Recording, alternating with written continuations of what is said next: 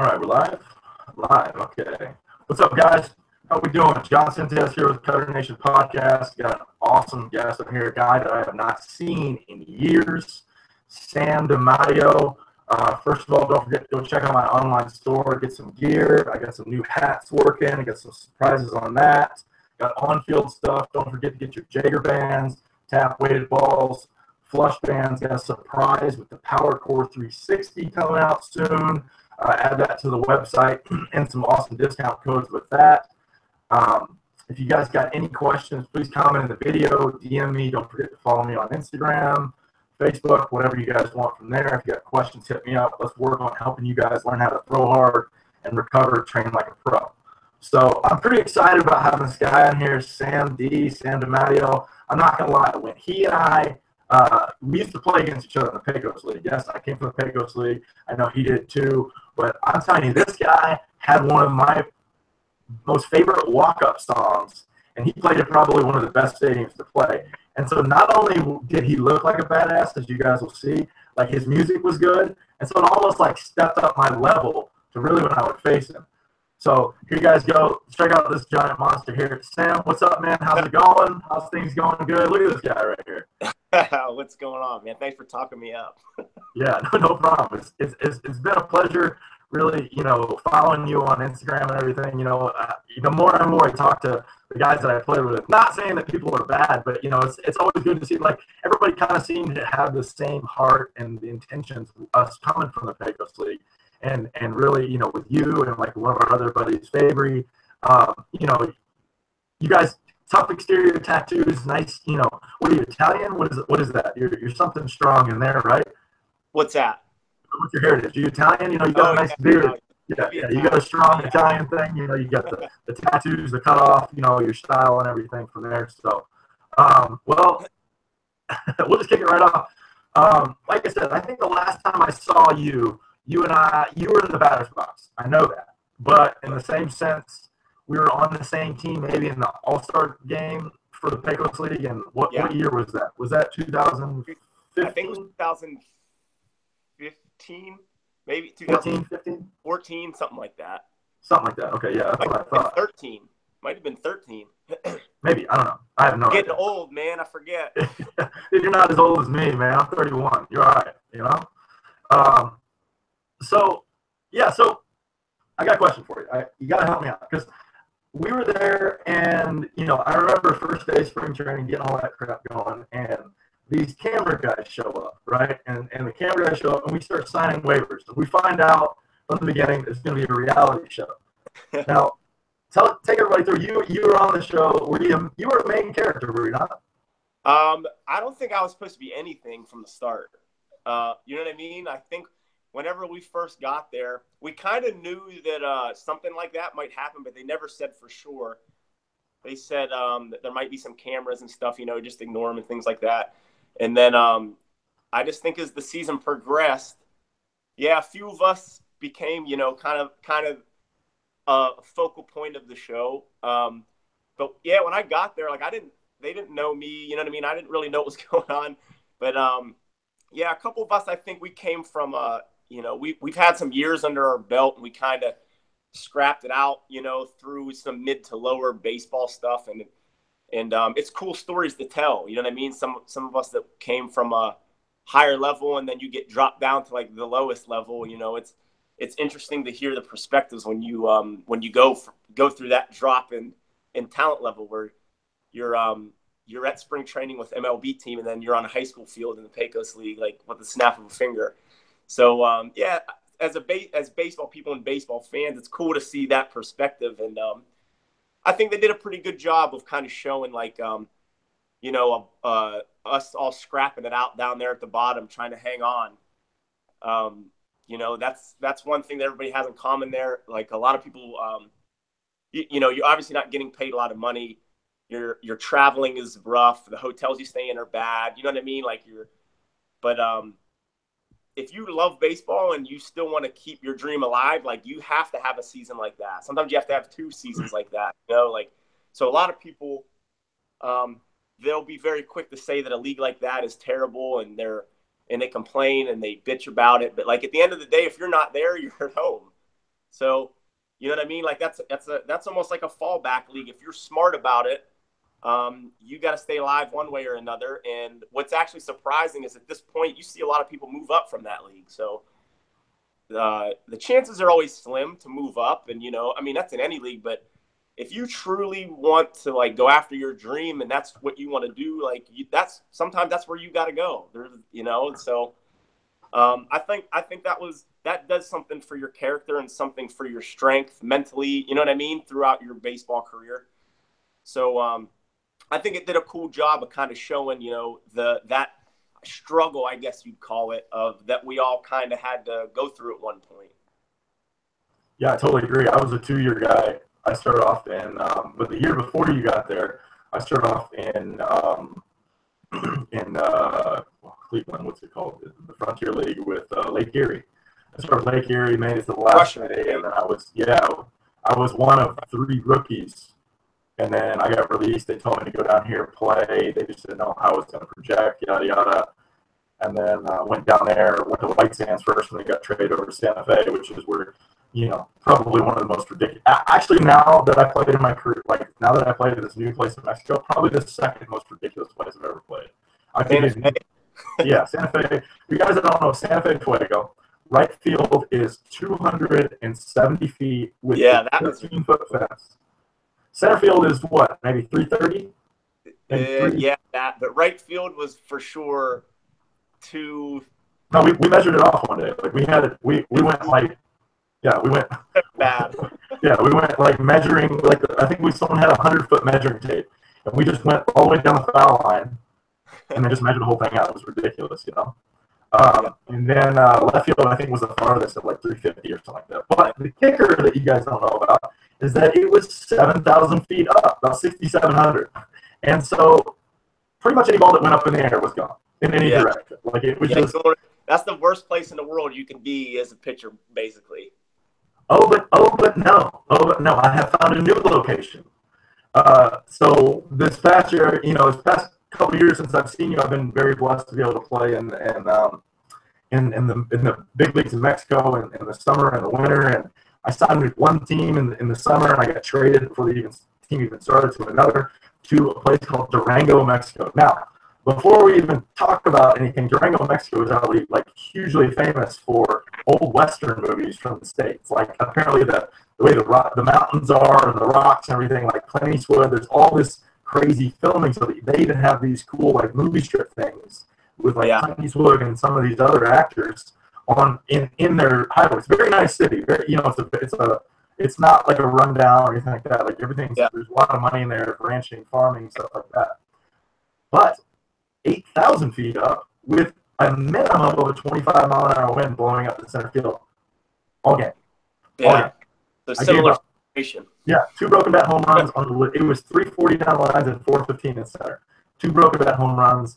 The field was so fast because it was a brand new field that pretty much anything went to the outfield was a double. It was the most. I mean, it was Santa Fe all over again. Just like, oh my, I can't believe I'm back to this situation again. Which is hard. Which is when I came from the winter ball, which I was with Los Mochis, which the ball kind of flies there a little bit too, but you know, it's a legit baseball. Like people, you know, it's not the same thing. You touch the ball and it hits the fence. You know, it's crazy.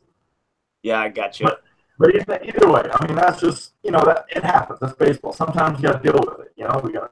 Yeah. So now, after we got done playing, you know, I think I followed you on Instagram, followed me back, stuff from there, and then I started, you know, noticing that I think you went somewhere in the Northeast first. Did you go to the Empire League, or where'd you go next? Yeah, the after Trinidad.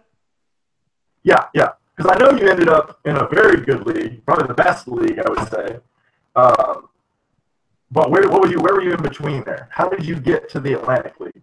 That was, I think that the next year was, no. That's when I shattered my elbow in between all that big mess.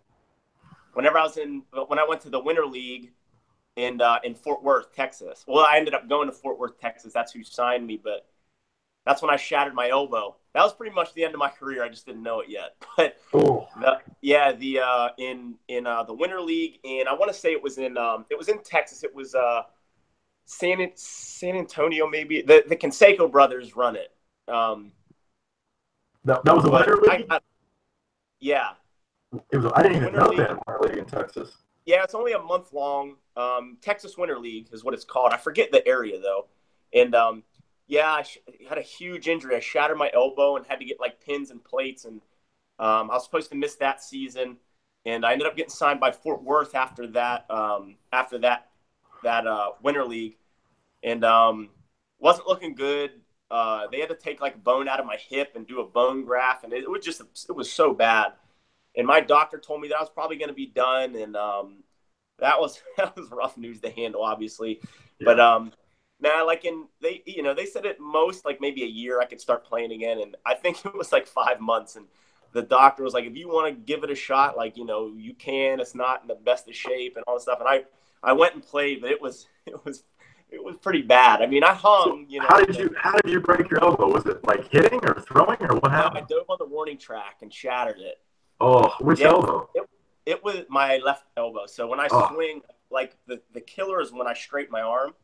Yeah. It hurts really. It still hurts, but so when you swing, you like slam it straight. So swinging was so bad. And then I couldn't lift like I used to, and I just started losing weight, and I couldn't dive around as much anymore. It was just like a whole different player. You know what I mean? So I think the next 3 years I played was just to play. Like I came so far and just didn't want to give it up. And so it was so stressful though. It was a tough ending to my career.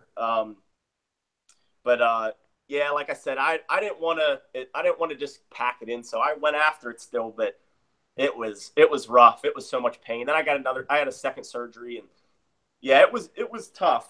Like I said, that injury was the end of it all, but I just 3 or 4 years later, you realize that like I just wanted to go. I didn't want to give up. I didn't want to stop. And so Fort Worth was rough. I came in like halfway through the season and played, and I held my own, but not what I'm used to doing. You know what I mean? It was basically like becoming a very average player. And then I went to the next year. I went to the Empire League, and that's whenever I got a second surgery, and I started coming around a little bit. I started being able to lift a little bit of weights, and it wasn't as painful. Still gave me some trouble, but same thing. Not just slowly declining as a player, and I know it, but I just don't want to give it up. And we never do. We really never do. What's funny too is like throughout my career, like you're waiting for the call from the Atlantic League. You know what I mean? Like that's a big step. And throughout my whole 6 years of playing, like that's what you want. That's where I want to go. And it's crazy that and it's just how baseball goes. It's like when I was really good and not hurt yet, and everything was going good, and I felt like I had a really good shot, and I was a good player, and not too much happens, and it's early in your career, and then whenever you're older, and I was kind of all banged up, and things aren't, not as talented, but and then out of nowhere, I get a call from the Atlantic League, and I'm like, I thought it was like one of my friends, like messing with me before I thought it was like them actually wanting me to go there. I was like from Major League, yeah. Yeah, I'm like all run down now, and everything hurts, and all this stuff. I'm like, where was this call, 4 years ago? Yeah. But no, that's how it goes sometimes. I feel like sometimes you got to put your time in, and maybe they see that as well, or something like that. But and what else too? With this is a cool thing and I try to teach my younger guys this, because this is what I feel like I didn't have as a player. Was like when I was younger, I felt like I was really talented and good. Like I can throw 94, and I can run a 6'4", and I can hit home runs. Everything was all there, but I was stupid and wasn't smart yet. You know what I mean? And you don't have the mental side yet.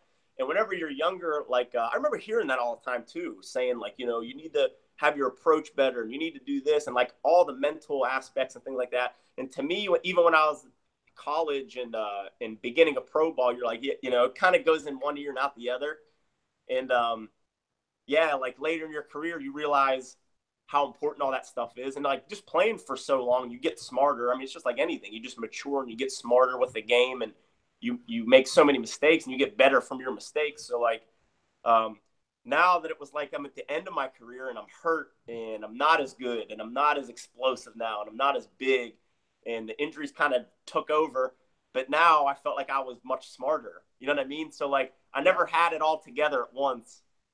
So that's what I try to teach my younger kids is I try to get them to have the mental part while they're young and they get that early. Whereas if it's not too late, but you're like, oh, now everything makes sense, but it's too late now. Like that's kind of how I feel like. Yeah, I felt like that's what my as a career in just the coaching that I had, because a lot of times I would always do good and nobody really say anything. You know what I mean? Yeah. And when you get into pro ball, kind of sets you up for, a little rougher start because your raw ability doesn't just take over anymore. Like everything's better, everything's smarter, everything's faster. They see what type of player you are and they expose what you're not good at, and you got to be able to make adjustments on the fly and things like that. So, yeah, that was a big thing in my career was I felt like I didn't have the mindset early, and whenever all my talents kind of started to go down because I started to get older and injuries took over, that's when I started to get smart. So it's cool to pass down now. It's like my mistakes and my, throughout my career, it's cool to pass down to the younger kids now and prepare them for the same thing, and so they can be prepared for what I wasn't prepared for. Yeah, I totally agree. I don't know if you know this, but I broke my elbow my senior year of college. And so I missed 3 years with 2 surgeries coming back from all that just to get back to where I was. So when you faced me, I was totally healed, but, the Andrews Institute told me I'd never throw again. I feel like when I faced you guys and those other, I felt like I felt better than I did before. But I did a big overhaul on how I threw. I broke my elbow because I was basically throwing the ball wrong. I had kind of some bad advice from a college coach about, hey, if you throw this way, you can throw harder and you can throw better, blah, blah, blah. Well, that was the opposite. That's not even what happened. Like I went the other way, and talking bad advice and this and there. And sometimes you're your best coach. That's what I try to teach people, especially like I make so many dads mad and stuff like that when I go, hey, who's playing the ball? Who's playing the game? You or your coach? Yeah. You. Do you need your coach to play the game? No. See, that's how much you need to know about everything you need to do. But you need to know what everybody's job is so you can play the game and not need him. Because if you have to stop and look at him for him to tell you what to do, you're going to slow the game down. It's going to pass you. And so that's I'm sorry that happened to you, and I'm glad at least I can vouch and say that you were one of the toughest outs. I think that I honestly remember having like a 12 to 15 pitch at bat with you.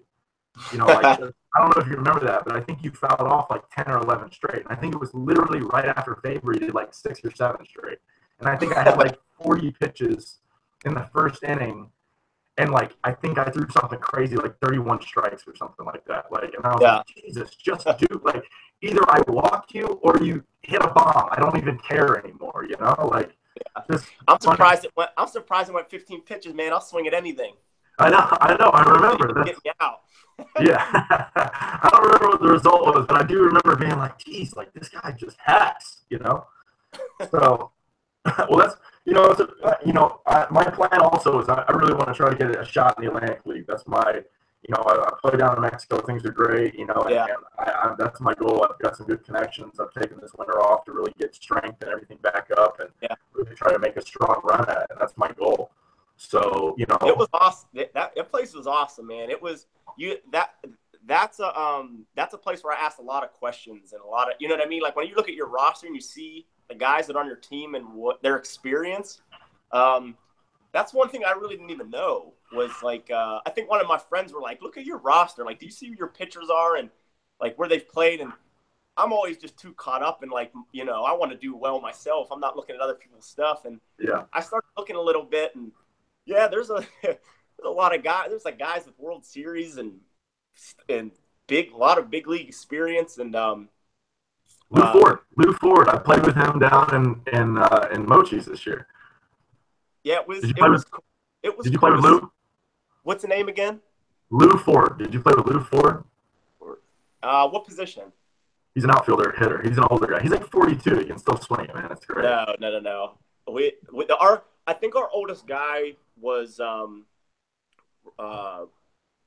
his last name was Burrows. Burrows, and I think he played with like the Brewers. I don't know. He had some big league time, but he was a cool dude. He was he was definitely he had like the team captain, like super laid back type vibe, like because he's like he's been where he's needed to be, and that I like that guy a lot.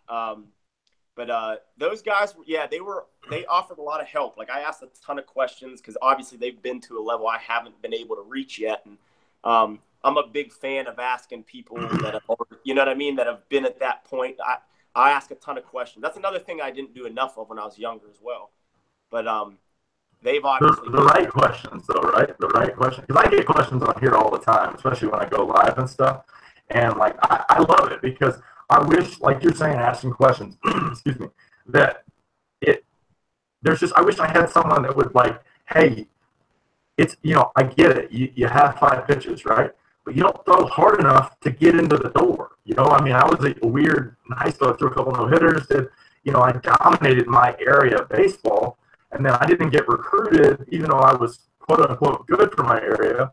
But it's because I didn't realize that 86 to 88 at a senior high school is not enough. And then I go to this junior college down in Florida. I'm not sure if you're familiar with the Panhandle Conference, but it's like top 3 in the nation. And they just, there's so many guys that come in for 1 year and they get drafted. The next closest guy threw 92. Like, and I was topping out at 88 when I first got there. And then all of a sudden, our hardest threw 99. And we're all the same age. I'm like, how in the world do you throw 99 miles an hour and you're 18? Like, and you're looking at the guy and you start understanding, like, you start learning about genetics and stuff. And then on top of that, elite training and things that are going on. It's like, holy crap. Like, how long have you been training? Since you were 12? Like, training's a big thing too. Like with the same thing with the younger guys is like a lot of those parents, they'll say like, what, how do we get his bat speed up and how we do this? What drills can we do? And at the end of the day, like, I'm like, dude, with this day and age, like you got to lift weights and you got to get stronger. And like, that's how things speed up. And that's how, you know what I mean? Like, always drills you can do that are going to tighten stuff up and you know what I mean, use your body the right way to throw harder and swing more efficient and powerful, but nothing replaces just getting your body stronger. So like that's not everything, but that's a big part of it. I tell everybody that. It's like, dude, you look at these athletes now, if you're not a weight room guy, like most of the times you're in trouble. Like that's all everybody's doing. Everybody is massive and fast, and every 6 to 8 years, things people get bigger and people get faster. Like it just keeps moving up. Yeah, so totally agree. Yeah. Totally agree. Okay, so that's awesome. It sounds like you don't have the same philosophy, like hitting and pitching. That's great. Like I'm constantly saying, like get in the weight room, get stronger. I look at the body as a unit. Like I want my entire body to get stronger. I don't want to I'm not looking at it as a bodybuilder thing. I'm looking at, okay, how can I get, and honestly, I'm the heaviest that I've been right now at 230, and I just feel like there's so much more room for growth now that I really started understanding on how to put on good weight, go from there, and really just push through and try to just keep everything mobile and limber and just go from there. I'm very excited about my process right now. You say you're 230? Yeah. Man. I'm trying to get the 180, dude. I can't. I got some different genetics, I've been drinking protein and eating all this. I can't gain weight to save my life, dude. No matter what. I don't think I broke 180 ever. Like, I don't know what else to do. I hear you. Just start going the fast food diet. Well, I mean, there's a little bit of, we got In and Out over here. So, and you're in Palm Springs. I don't know, but In and Out. I'll just go In and Out diet. Yeah. I grew up on Whataburger. Like, when Little League, if I pitched good, my dad would be like, if you pitch good, I'll get you double cheese, double. And I'd be like, ooh, all right, let's go, Yeah. Okay, so now this brings me to my favorite part of things. Like I said, I followed you on Instagram and then on Facebook and stuff. And I really like some of the stuff you started doing. Now, I need you to explain what the SD project is, and if anybody wants to get involved. And then you got a couple really awesome stories that I feel like nobody out here is doing. And I'm really happy to help shed some light on this stuff and bring it up to some people to understand. Because one, I get it. Baseball's an expensive sport. Sports in general is expensive. But, the way that you approached it was so unique and so genuine.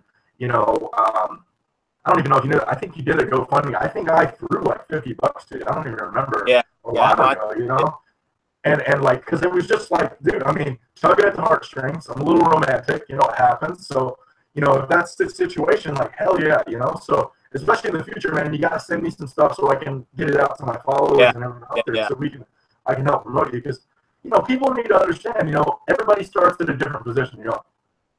I understand the phrase "all men are created equal," but they're really not. Like people start in different positions, and it's just not fair. Sometimes people just don't have the training or the knowledge, and that's what I really like what the internet has been able to bring out and all this stuff. So, explain the SD project. Let's go from the beginning. Like, what inspired you to start it? And then let's yeah. start bringing some of those testimonials out.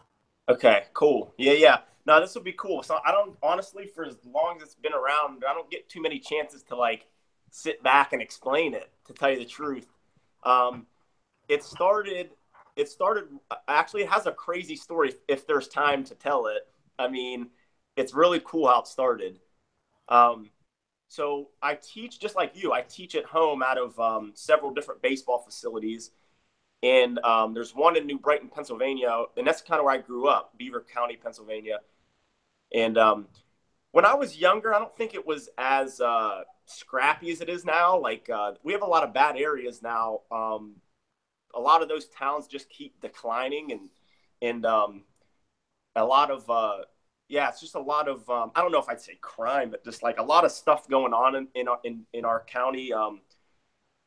Like ODs and people, you know what I mean, drugs Yeah, and yeah, yeah. Just bad yeah, vibes. like Yeah. we hear something new every couple of weeks, and it's kind of yeah, it's kind of going downhill a bit, and I'm surrounded by that when I go home where I teach. We get a lot of kids from that area, and I run into a lot of situations where families can't stay in the building, or they come in and they ask for help and they need help with money, and um, what give or take, just several different situations like that. And I kind of took it upon myself to start looking into like helping these people instead of just being like, well, you know, it is what it is. Like, sorry, like, you know what I mean? So, yeah, we had one particular family come in and they pulled me aside, once or twice.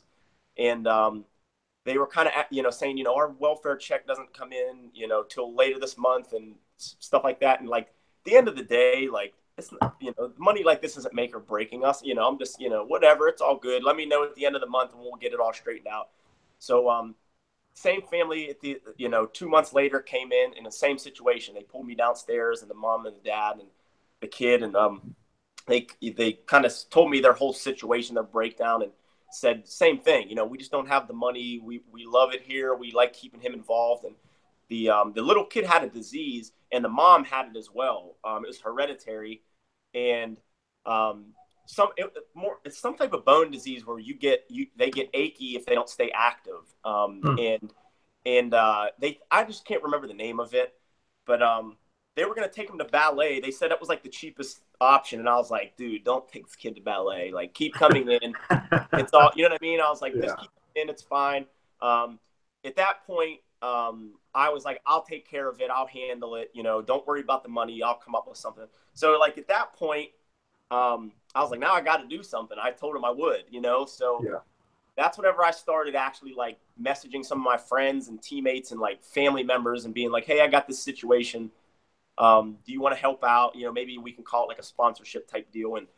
And so one of them suggested to make a GoFundMe page, which I really didn't know what that was at the time. It's 3 years ago. And I started looking into it, and I was like, yeah, let's see if, maybe this will work. And instead of making it just for that family, I made it like broad, where it's just like anything that comes up, this money can go to somebody that needs help or a family that needs help. Whether it's like financial, they can't afford to do sports events or anything sports related in our area. So, man, it took off. You know what I mean? I put it up on Facebook, and yeah, it went nuts. Like the first like 2-3 weeks. So, I can't remember how much made it out of the gate, maybe like 2,000 or something like that. But I mean, gee, out of nowhere for it to like make that much, I was like, wow, I was pumped, and I couldn't wait to tell that family, like, we have all this money for you, and you'll be able to stay in the building, for a month or a month, a year, or maybe more.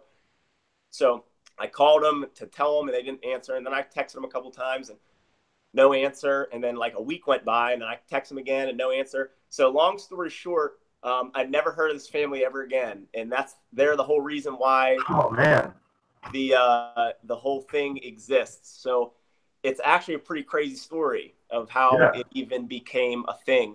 So like at the end of the day, like if this little family doesn't come in our building, like I don't know what I'm doing. Like I'm not doing any of this stuff. So yeah, wow, man, that's nuts, man. yeah, it's pretty wild story. So and then after just doing it for so long, honestly, it seems like every month since it started, it just grows and grows. You know what I mean? And what's cool is I travel so much. So like I'm you can do this anywhere. It's not like this is a type of thing where you just sit in one spot and do it. Like now that I'm out in California and people kind of caught wind of what I do, like it just starts going all over the place. People start getting a hold of me to do stuff. And since we've gone like out of the country twice, so many people just want to help and get involved and what can I do? And, your next trip, I want to go. And you know what I mean? So like, yeah, for sure. A lot because I'm the only, me and like, another guy, Richie. I don't know if you might know Richie. No, I same thing. Played against him, heard great things, never met him. You know what I mean? Like maybe we can do another one of these because this can do up to 8 people at once. So maybe we can get you, me, Favor, and Richie all together to get a little round table thing going, and really get some start swapping some if we get Richie on here, man. Yeah. Chicago Richie.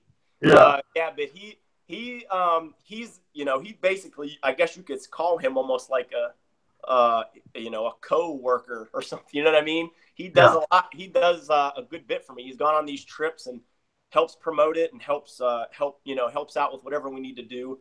But yeah, it's come a long way. It's really cool stuff. It's exciting. Like now, Dick's got a hold of me this past week actually, and wanted more information and hopefully they can help. That's not guaranteed though. You know what I mean? But it's cool that they're getting a hold of me. And yeah, for sure. I mean, you're getting the right attention. Yeah.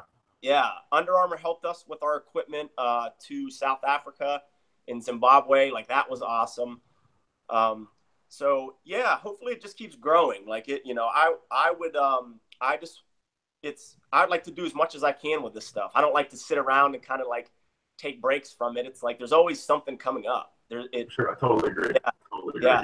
I'm the same way with my social media stuff. Like I said, I'll share some strategies and stuff with you too, man, because that's why really, when we spoke, I think we spoke, I don't even know how long ago it was, I was in the process of getting my whole business thing going and everything. And this is probably the second or third time that I've really started my business up and then used my social media business wise to be able to build and grow things there. And now I'm busy as crap, and so I'm just glad we got to sit down with all of this and really start going from there. So that's awesome. So, we have this mystery family. So obviously we have to find them, right? We have to find these people, I honestly, like, I just can't even remember what to picture what they look like. Like, I just forget. It was so long ago. And, like at our building, we don't really keep, like, we don't have a computer system. We don't have like I don't know who they are. Yeah. Yeah, it's crazy, but that's literally, it's that family is why like people all over the world are like, we're visiting and they don't even know it. And I don't even know who they are. I forget who they are. So like, that's nuts. Yeah. That's crazy. It is. It's a cool story of how it started, or none of this was happening. Yeah. Yeah. 100%. I agree. Okay. So that's nuts. That's great. So with the SD project, we have this part. Now, I'm pretty sure I've seen some individual accounts, and then that'll grow into what we were just talking about, where you took a couple trips out of country. So your individual thing, that kind of started with the beginning, right? And then what happened individually after that? Yeah, like you mean how like just going to visit like families individually and things like that? Yeah, exactly. Well, more about like the I think I saw like where you basically scholarship a player, like someone needed some financial help, Yeah. So really, it'll just be like whether it's big or small, like it's we've it's really just whatever comes comes across the table there. Like I think the sponsorship, like scholarship type deal was the bigger one was we did a boxer, like a little kid, where they I think their house burnt down, and they were involved with a boxing school close to where I'm at. And another guy, his name's Jared Boyer.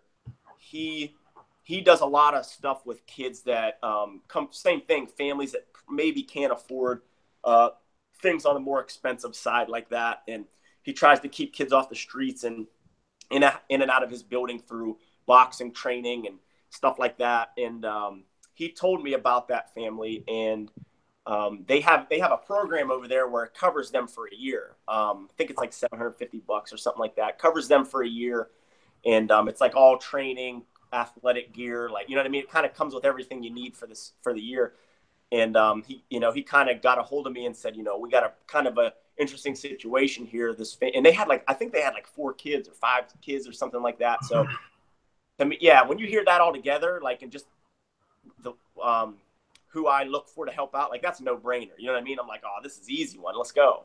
Yeah. So that was, I love that one. His name is Stevo, and he's cool. You meet him and he's like no smile, boxing gloves on, like he has a huge fight coming up in like a week, like that. He like super serious. It's funny to see a little kid like that. But I went in there and watched him train a couple times and stuff. And yeah, that was a good one. That was cool. And so sometimes it's real personable like that, where it's like one-on-one, drive to this family's house, you know what I mean? And meet up with them and do what we came to do. Or it's kind of evolved where, like, at the same time, we might do that one week, and then the next week we fly and travel 30 hours to Africa and go to an orphanage. Start with that.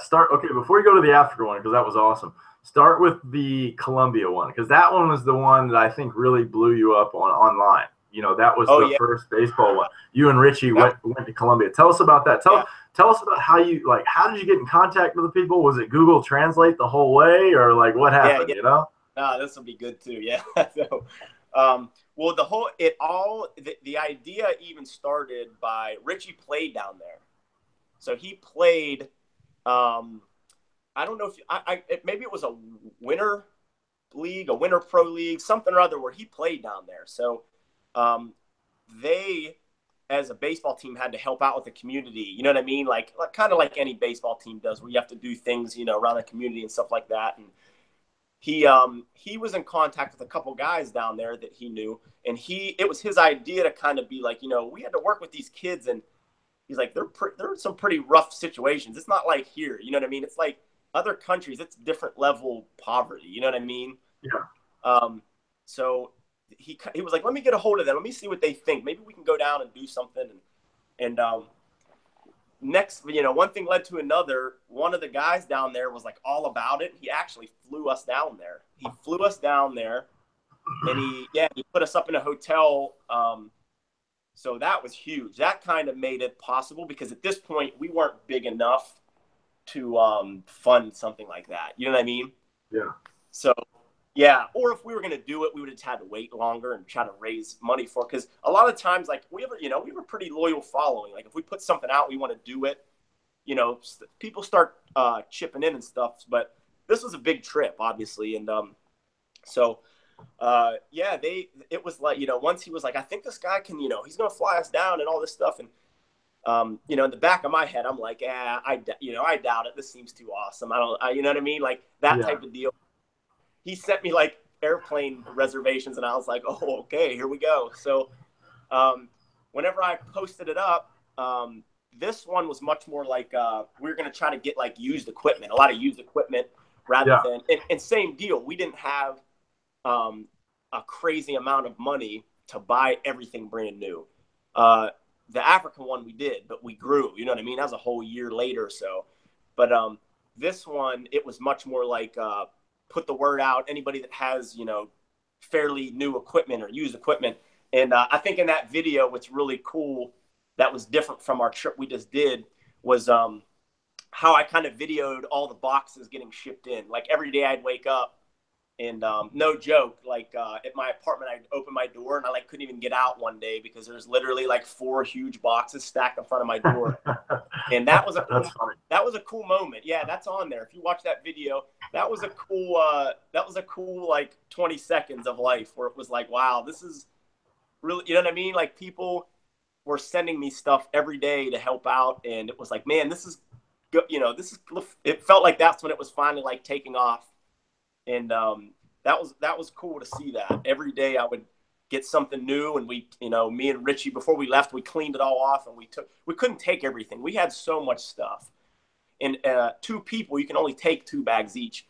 So actually, at my baseball facility, there's still so much stuff in there. I got to find something to do with it.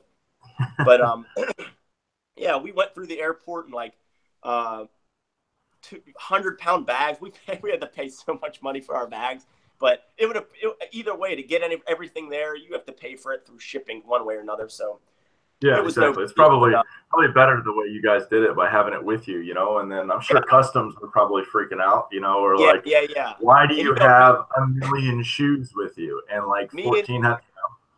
me and Richie both look like we're a little bit Muslim too. So like going through the airport, we were like, hey, you know, don't stir any shit up. We got 400-pound bags. We both look like we're Arab to some extent. I was like, let's just get in here and get it done. But, That's funny. The ball player mentality, like, yeah, look, we know stuff's gonna happen. Come on, we got, you know, documentation questions. That's cool. That's awesome. So then you went to Africa, dude. Like, and you got your photo right now. You're with an elephant. Like, okay, so explain that process. You know, like, was that just, you know, because I like to travel too. You know, and we'll talk about some stuff afterwards. You know, I think that we could definitely help each other with some stuff. I've got some cool ideas, you know, that I think that really can help you guys. But just tell me about Africa. Like, what? I mean, obviously, you know, the only thing you were missing in your photos and your video was you needed Jewel to come in behind with that, you know, that heartbreaking music, you know, and really just get in there and just open it up, you know, and just, I mean, I don't know what the donation would have been like after that, but, you know, maybe we can contact Jewel and be like, hey, can you help us here? You know, give us a good rate. Yeah, can you sing us a new song? Like the SD project needs a theme song. You think you could come in and really just bring it home for us, you know? It was it honestly was like being in like those commercials. Like it's crazy to see that in person. Like to actually witness the way those people live and their surroundings and how they survive and stuff. It truly changes your perspective. Like I'll just be like getting up to go to like go shower, go to the bathroom in the middle of the night, and like I'm like for a second I think about like when I was there, like there's no lights, there's no electricity at night. You're going to like an outhouse, like just in the middle of nowhere. There's no water that you can just drink unless you have a bottle of water with you from like a town like 40 minutes away. So like there's no safe water. You know, it's just I could literally sit here for 3 hours and tell you like what you'll be grateful for after. You know what I mean? Yeah, like for sure. A trip like that definitely changes you. You don't just go on a trip like that just to be like, well, let's go do it because it's a good deed. Like that trip truly puts stuff in perspective. That was a level I've never seen before with all this stuff I'm doing. That was a whole different ball game. Like, but even how it started was I saw pictures of a girl that went there that teaches. She teaches you the teacher, and they went to do like teaching, and maybe it was teach English and math or whatever. And she had pictures up, and she was sending me pictures of like what the kids like play with at recess, and like there was like tires and the balls that this is actually amazing to see. I've never seen anything like this. They had plastic bags, like bags all smashed together, and then there's string tied all around it, so it like kind of takes the shape of a ball. And like sticks, and that's what I mean. Like when I saw it and just how I'm made up, I was just like, dude, we're going. Like no doubter. You know what I mean? Like I didn't really ask too many questions about like how far it is, what the travel's like. It was just like, what area is this? Where, you know what I mean? And we started looking stuff up on the internet because we don't know anybody. We just started from scratch. we started looking up people or mission trips, and we, just mission trip Africa, and just look, and we started hitting people up, and like Richie was doing a lot of that, and nobody would get back to us, and and then I started to, chip in a little bit on looking around and stuff, and the first person I emailed, his name was Bill. He got back to me probably within like 10 minutes and was like, hey, I saw you guys are interested, in maybe helping out or doing some stuff. And he called me, and this literally was like the perfect person. Like, it was like meant to be. He made it so easy for us. He'd been going in and out of an orphanage there for like 30 years. He actually adopted 2 kids from there. And he's like the master of Africa. Like, he goes in and out of there so much and knows everything. So like setting it up and having people come pick us up and where we're going to stay and like the trip itself, he was kind of like our little travel agent on this one. And yeah, for sure.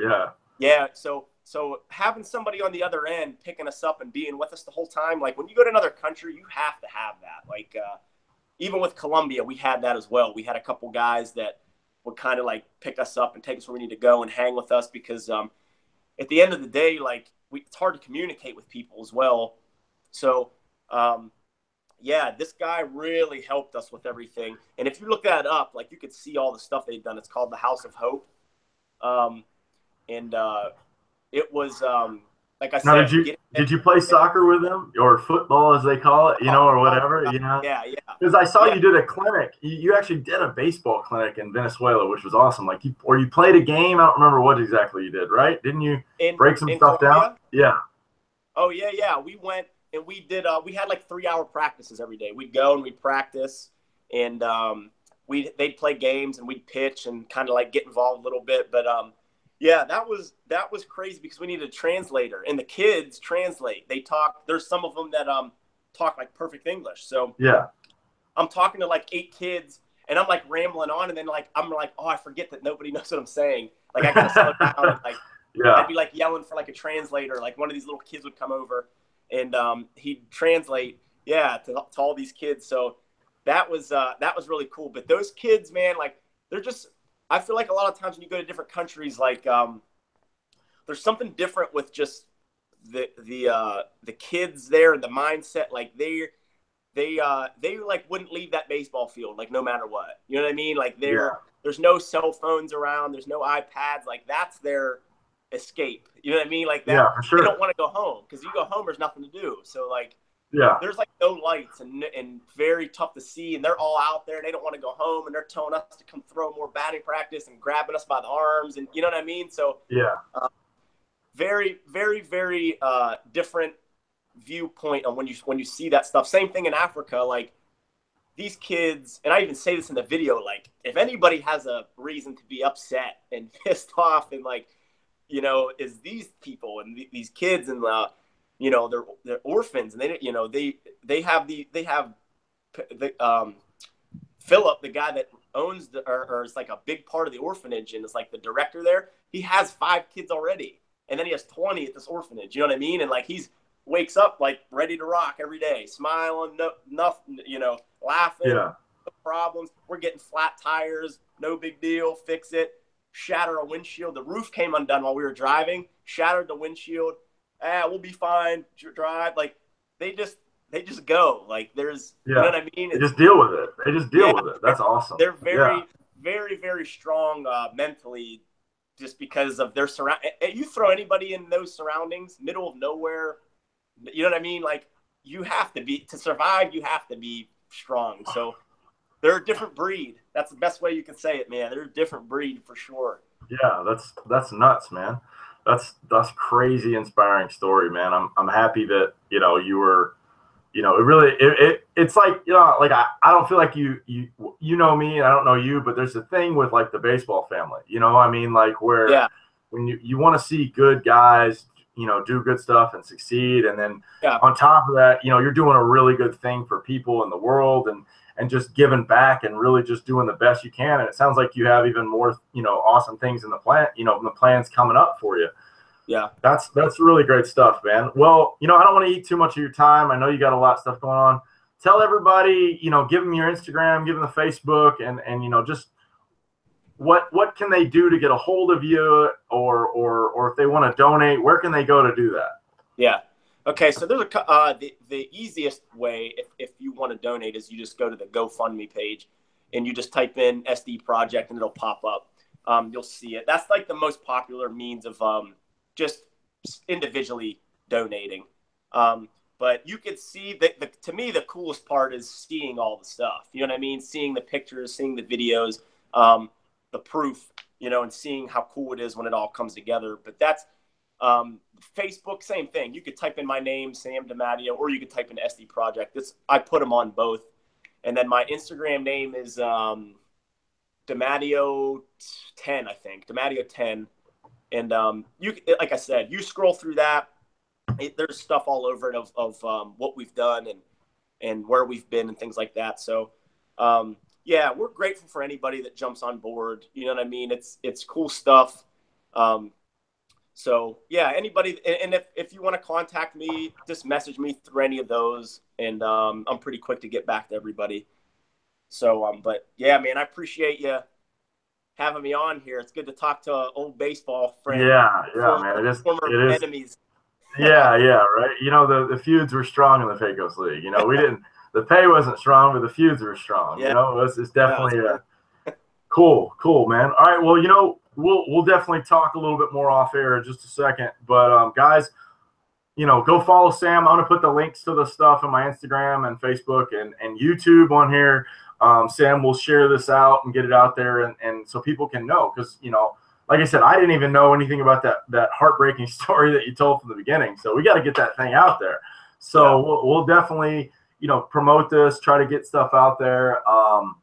You got anything else you want to say? You got a tagline or anything you want to say to some people? No taglines. No, honestly, just thanks for putting me out there and recognizing what we're doing and stuff. It's nice. It's just cool to see people want to help out. It is. It's really cool. So, for sure.